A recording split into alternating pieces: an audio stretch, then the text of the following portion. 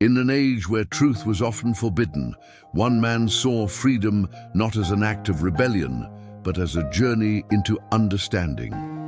His name was Baruch Spinoza, a philosopher whose ideas would ripple through the centuries, challenging the very foundations of belief and existence. We travel back to 17th century Amsterdam, seeking the wisdom of a man who dared to see the world and God in a radically new light.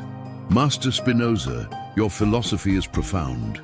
You speak of God not as a distant ruler in the heavens, but as nature itself, an infinite, unfolding existence. You suggest that everything from the smallest grain of sand to the vastness of the cosmos is a part of this divine substance.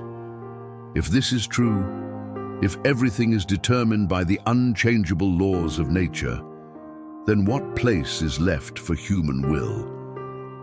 Are our choices merely illusions in a pre-written story? The will is not free in the way most imagine it. It is not a king ruling its own kingdom, separate from the world. Rather, it is part of the infinite chain of nature's necessity, guided by causes we often fail to perceive. A stone, if it could think, might believe it flies through the air by its own choice, unaware of the hand that threw it. We are much the same.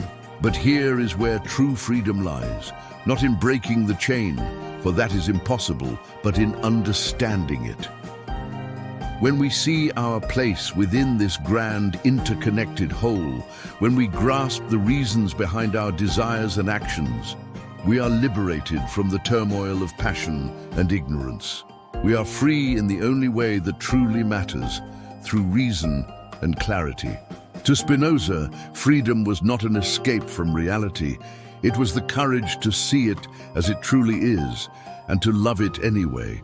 He taught us that we don't find liberty by fighting against the currents of nature, but by learning to swim with them, guided by the light of understanding. He saw clarity as the ultimate liberation. Baruch Spinoza, the man who taught us that the divine is not somewhere above the world, watching over us, but everywhere within it and within ourselves.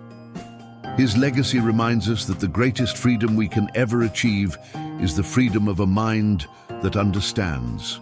Thank you for joining us on this journey. If you found this exploration enlightening, please consider subscribing for more timeless stories.